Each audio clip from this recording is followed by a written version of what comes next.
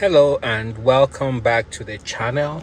So you may be wondering how I drive my Chevy Volt. Do I put it in normal drive mode, that's D, or do I use the L, which increases the regenerative braking?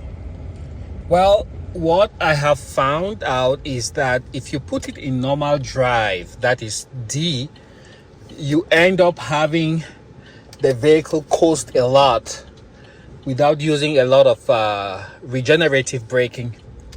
So you lose out a lot on the potential of the vehicle, where the vehicle could capture some of the potential energy it has, kinetic energy it has, store it in the battery, because you have a large capacity battery in the underneath the vehicle, and use that when you are crawling around the mall like I am doing right now. So that's a huge loss which you might incur in case you use just the regular D.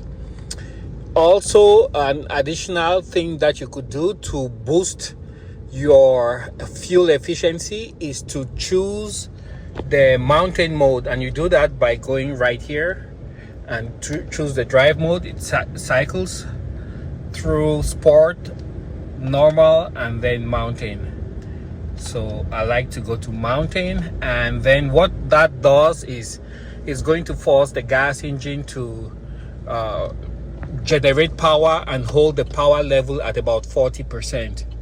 Unfortunately, if you have a short drive, this might not be a good thing to do, because then you charge the battery and negate some of the benefits of having the Chevy Volt, which is drive as much as you can on electricity on your commute, and then plug the vehicle in when you're home.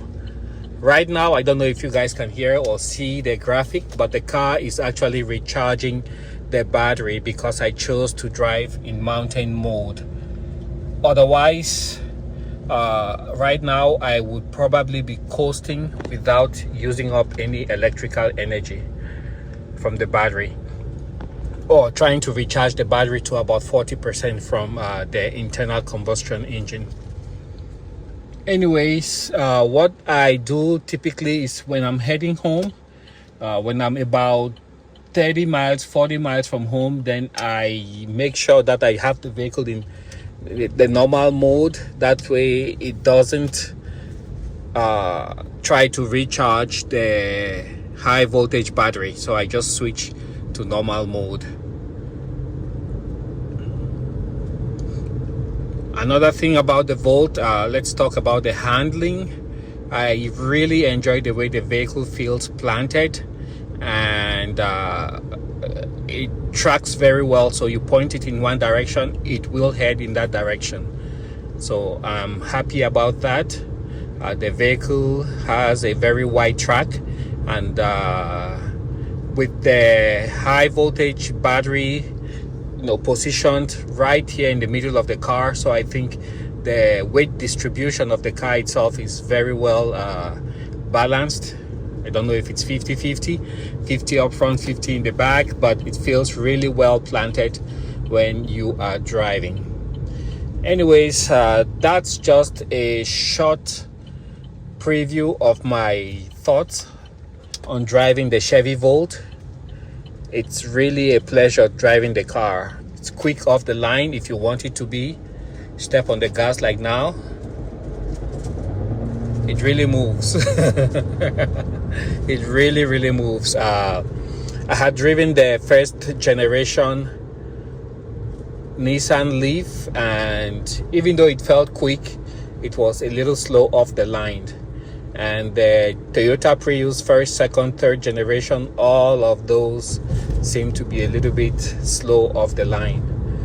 With the Chevy Volt, you step on the gas, you actually feel that torque from the electric motor. So they really got that part right. So that's what I had to share with you guys.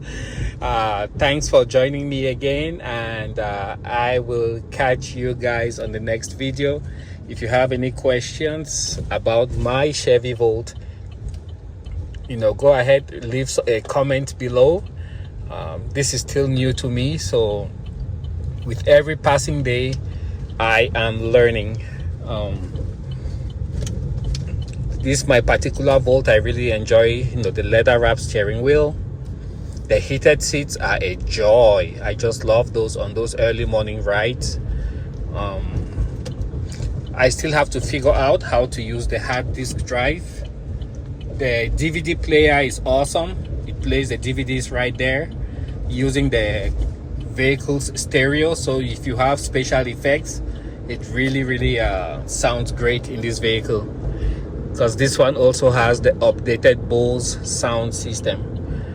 So I really love that about the vehicle.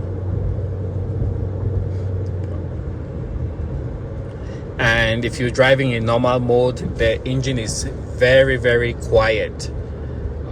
The sound insulation is excellent.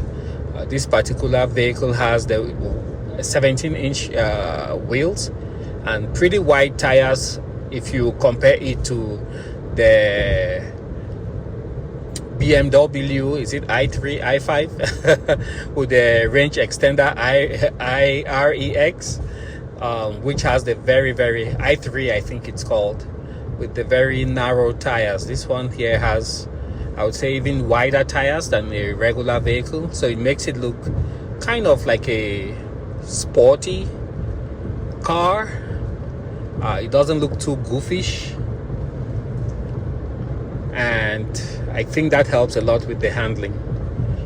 And I also like that you have the tire pressure monitoring system in here, where you can see in real time what the tire pressures are. It doesn't just warn you in case you have a low tire pressure.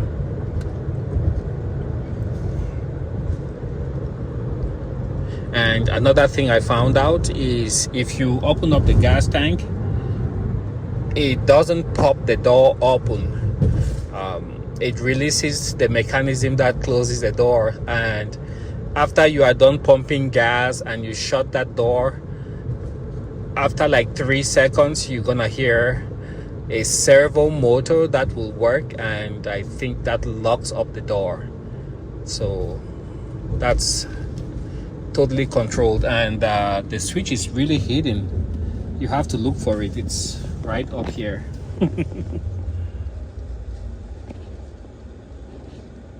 It's somewhere down there, I don't know. Yep, it's kind of hidden down there. So that's where you open your gas tank. The charge port, you can open it from within the car, or you can also press the button on the key fob to open up the charge port. All right, I will catch you guys on the next one. Enough of me talking. Bye for now, and see ya.